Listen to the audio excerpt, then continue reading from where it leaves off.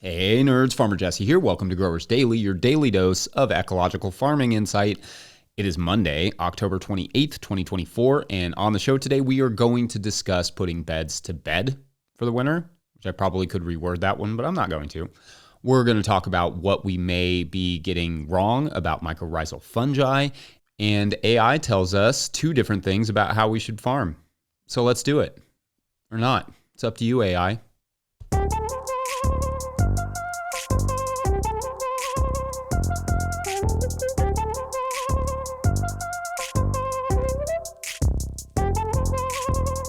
All right, so I hope everyone had a restful or productive or profitable weekend. Once again, mine was just basically one giant soccer match. I coached, I watched, I played, I coached some more, lots of soccer and lots of reading nerdy research papers as well. Just ain't no party like a Farmer Jesse party, as they say. So I mentioned last week that I wanted to dedicate a segment to putting garden beds to sleep for the winter. So let's do that today. Now, it's basically November, so for most of you in America, at least, putting your beds to rest for the winter is pretty much taken care of at this point, I would assume, but maybe not, and there are ways to do it that both prepare those beds for the spring, but also protect the soil and perhaps even enrich it a little bit. So let's go through some of how I approach this. First, and this feels like a bit of a PSA, but don't just throw cover crop seed out there in your garden beds that are empty right now. I'm serious. Unless you like planting your own weeds, which I don't judge, but you will have to think thoughtfully about how you employ living plants over the winter. Whatever you sow now will not be ready to terminate without tillage before late spring. And fair warning, tarping can work some magic in the summer, but tarps do not work very well early on in the season. So if you need those beds early in the spring and don't want to have that large tillage event to kind of get them ready, then you would probably want to avoid sowing cover crops. If you don't need those beds until the late spring, which for us would be like mid to late May or early June, then you can go for it. Sow as many cover crops as you can. Some of this will be a bit repetitive to the beginning of Friday's episode, but some of it will be additional. So anyway, what you can sow this late in the season, here in Kentucky at least, is crimson clover, rye, vetch, Austrian winter pea, field peas, winter wheat, and to some extent mustard or kale, along with lacy phacelia and cilantro. It does not have to be all of those, but whatever you sow, make sure to include a legume or three. Those are where you are going to see the most crop response in your cash crop after the legumes have died and released the nitrogen they have sequestered. The grains are often far more for their mulching ability and weed suppression ability. If you do not want that mulch, which to be clear may be the case for some crops, especially those that are directly sown, like if you want to sow carrots, you don't want a big, thick, grassy mulch in the way. So if you do not want that mulch, then legumes are a lot easier to deal with in the spring, and you can forgo the grain crop like rye. Field peas are probably my one exception to the don't sow cover crops if you need the beds early rule. Like if I absolutely had to sow a cover crop right now in a bed that I had planned to use early in the spring, it would be peas, because you can generally kill peas relatively easily in the spring with a very low mowing. And if that doesn't work, a very light surface tillage after the mowing. Watch any one of the many cover crop videos we've done for more technical guidance. I'll link the playlist in the show notes. Now, for those of you who don't want to have living plants in certain beds in the early spring, a nice weed-free mulch is a great option for putting the beds to rest for the winter. Cooler colored mulches like straw will keep the soil cooler for longer into the spring. So you will have to take that into consideration in the spring. That soil will not warm up like exposed soil or like compost mulched beds. So crops may be slow into production.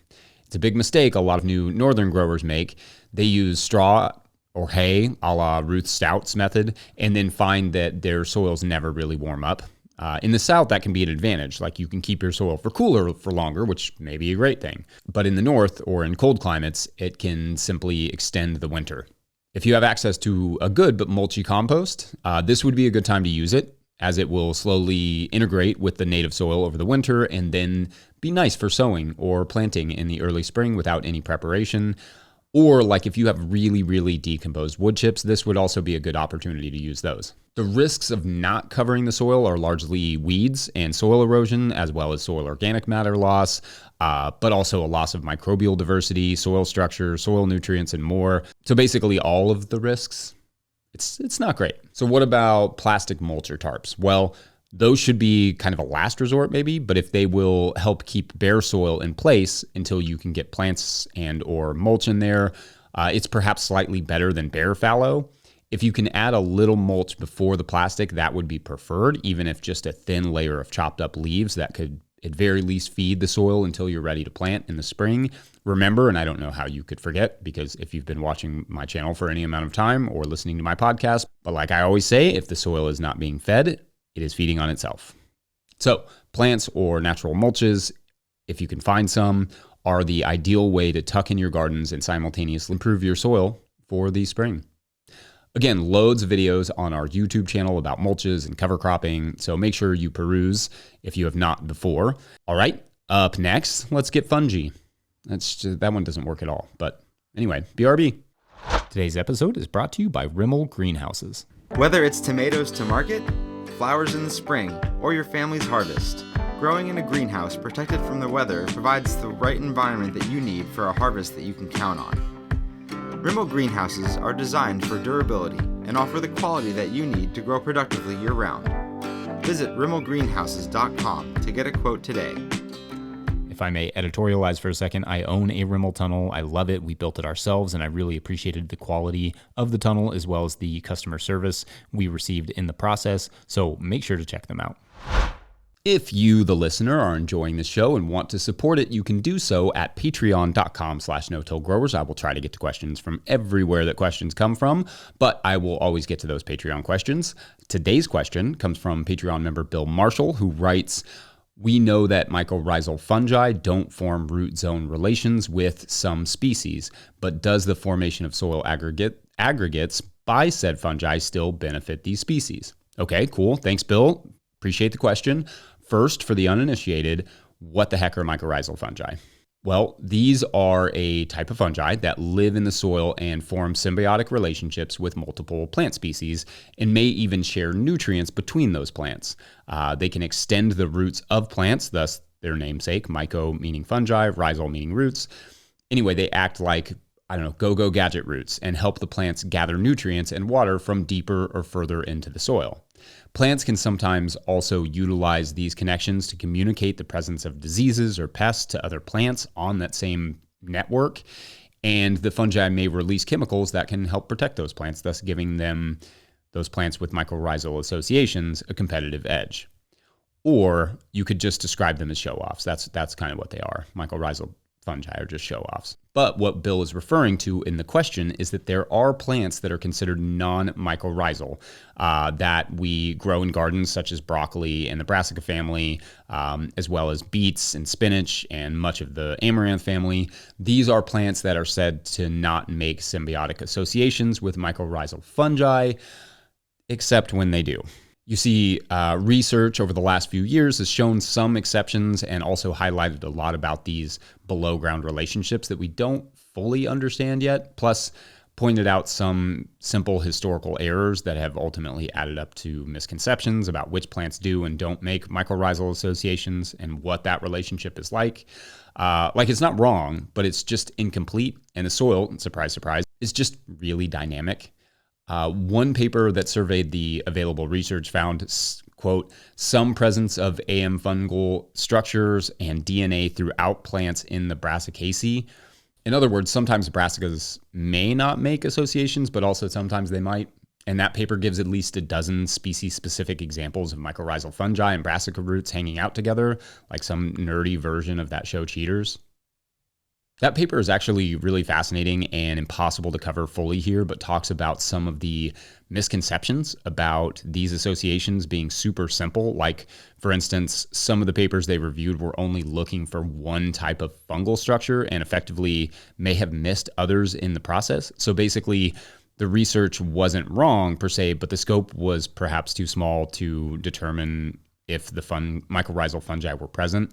Also, there are nerdy little zingers in this particular paper that made me laugh, and I'm going to summarize here a bit, but like this one where they write of some of the research that they reviewed, that quote, often there are instances of mycorrhizal fungi being found in the roots of non-mycorrhizal host plants, In a survey conducted in the field, one group dismissed potential evidence of mycorrhizal association within the Brassicaceae, seemingly for no other reason than its traditionally non-mycorrhizal status, despite irregular hyphal penetration in roots, which they refer to as presumably non-mycorrhizal without any further explanation, end quote. Boom. Take that, slackers. Great stuff. This paper says, as most papers do, more research is needed to understand these inconsistencies and why certain brassicas may have associations in one environment and not in another. Also, a paper published earlier this summer showed mycorrhizal hyphae could penetrate or colonize roots of non-host plants without forming typical mycorrhizal structures. Does that mean the brassica or non-host plant is benefiting? No, not necessarily. Sometimes it may be more of a parasitization, but there is just a lot we still don't fully understand about this dynamic fungi and its relationships to certain plants. There are studies that have demonstrated benefits to several non-mycorrhizal plants, such as spinach, broccoli, and certain radishes through the addition of mycorrhizal fungi. Of course, there are also studies that show inhibition from the presence of these fungi on non-host and non-associating plants. So clear as mud, right? Perfect. Anyway, I'm by no means an expert on these fungi, but I do want to make sure to actually at least kind of answer your question there, Bill, as best that I can, specifically the part about the formation of soil aggregates by these fungi benefiting other crops that may not associate directly with them. Soil aggregates are good for the soil across the board, and mycorrhizae are supremely good at creating them. These aggregates store food for microbes, which eventually become nutrients for plants. They provide habitat, they create soil structure and hold the soil particles in place. Water, you may have heard of it, is of particular importance. So soil aggregates rule at managing water, both in times of excess and times of expletives. Sorry, I meant to say drought there. Actually, I kind of did say drought.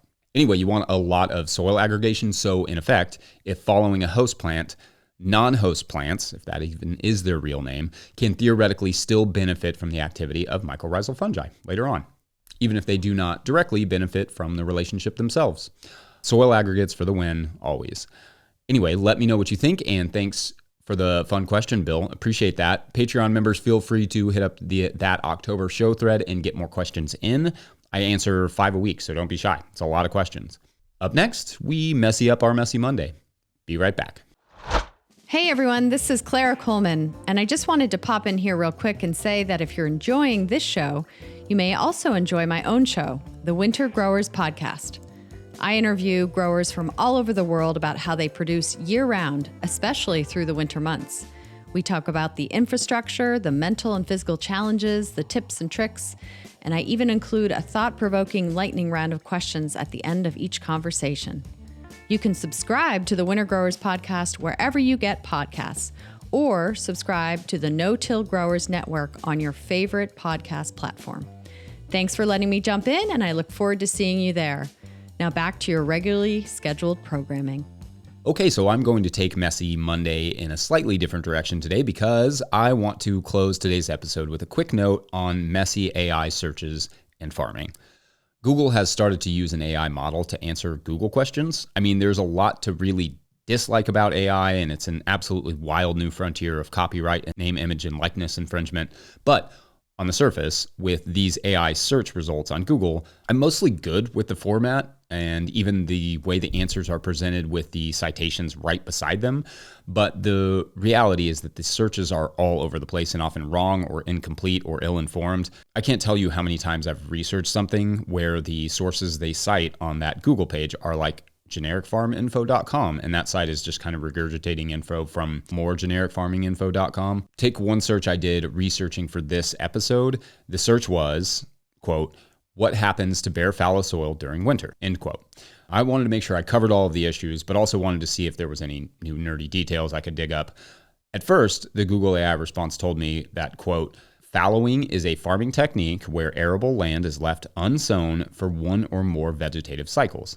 The goal of fallowing is to allow the land to recover, store organic matter, retain moisture, and disrupt pest life cycles and soil-borne pathogens. While fallowing can help maintain soil fertility, achieve high crop yields, and support biodiversity, it can decrease income in the short term." End quote. Okay, well, that's not exactly accurate to bare fallowing unless someone is leaving wild plants to grow in their fallow. So I thought, what if we stick the word study on the end of that same search, i.e., quote, what happens to bare fallow soil during winter study? The AI overview I received this time read, quote, during winter bare fallow, soil experiences significant degradation, including a decrease in soil organic matter, available nutrients like nitrogen and phosphorus, and microbial activity, leading to potential issues like increased erosion, altered soil structure, and a higher susceptibility to disease pathogens due to the lack of plant cover and reduced biological activity, and end quote. So effectively, I put the word study in there and got pretty much the exact opposite answer, or more precisely, the word study made the AI model recognize the word bare, which gave me a better response. As I said at the top of this segment, one helpful thing about these new AI-generated search results is that the studies that the search engine finds are right there, and you can determine if they are helpful, which they can be. So at least the citations are worthwhile, even if the summaries are not. But in that first search, without the words, not only did it not answer the actual query, the citations were as follows: Wikipedia, fine. High Plains Journal, which I'm sure is a great publication, but not a scientific journal. Then another citation was retipster.com, which RE stands for real estate. Then it does have 2 research studies in there, both on soil temperature, one of which is from 2004. By contrast, for the other query, I searched with the word study inserted, where the answer actually answered bare fallow. That AI answer cited 10 studies, and then 3 more mass studies. So it took a lot more research into account and got a much more accurate and helpful answer. So what is my point? I guess my point is that AI is significantly faster at generating answers to questions, but because they don't automatically take the best route to answering said question with all the available information, they are also just faster at getting stuff wrong than us. So that's neat. Now, I know someone is going to point out that the better and more thorough your prompt, the more accurate the information is going to be. Cool, fine. But the average person is not going to go through all that, look at the citations, and then follow the links and question whether the sources are actual researchers or at very least credible journalists or journals, or they're going to keep switching the prompt until they get the desired answer, because confirmation bias, the human inclination to reject information that runs counter to our worldview and accept that which confirms it, basically runs the world right now, is a powerful beast. Once someone gets the result they want, they are going to accept that as the result. And because it's an AI model with all the information in the world at its proverbial fingertips, how could it be wrong? So if there's someone who wants to just leave their soil or hundreds of acres completely bare over the winter, the AI models are not necessarily going to talk them out of it. Copy paste just about anything else we want to believe. That way, I guess I kind of miss the old Google. I'd rather have just the citations without the overview. I'd rather not have to insert the word study for the search engine to look at as many studies as possible to provide accurate information for the question I asked. I'd definitely rather know that people are getting accurate guidance and not just whatever information they want to get. These models will get better, no doubt, but it will be a wild ride to get there. Maybe a more simplified lesson is just add the word study to everything. What's the weather like today, study? Yeah, I guess that's your Messy Monday. I'm going to wrap it up there and go be cynical away from a microphone for a while. As always, let me know what I got right or wrong or anywhere in between. Shout out to Willie Breeding for the theme music and to my team at No-Till Growers for their support. Pick up a copy of the Living Soil Handbook or pre-order a copy of The Seed Farmer by Dan Brisebois to support our work at notillgrowers.com. As always, we will wrap it up with shout outs to our amazing Patreon members at patreon.com/notillgrowers, where at a certain level, or if you just bump up from one level to another, or if you just sign up in the month of October, we'll shout you out on the show. So big shout outs today to D Moon, Colin Dieter, Gabriel Lopez Carrier, Patrick Weinert, Nate Hale, Melisa Bach. Melisa Bach. That's awesome. Great name. Joanna Schnurman? I think that's right. Tomer Rockman. Oh man, this list. Jamie, I'm gonna try here. Jamie Winance, Wayne Lula, and Michael Larkin. Wind in the Willows, and Susan. I love that we have lots of Susans who are just Susan, who don't have a last name on there. Also, I love the names today because there's so many of those novelistic ones like Colin Dieter and Lisa Bach. Those are, I mean, can you get any better than this? Would be, I feel like if this was a novel, it would be about a band, like a small town band headed probably by D Moon, right? And they make it out and they get discovered, but they have to decide if they want to stay a small band or they have to deal with all the fame. Yeah, we'll call it Susan. It's awesome. It's great. Love it, you guys. Big thanks to whoever supports us in whatever way that you can. We'll see you tomorrow. Thanks for watching or listening.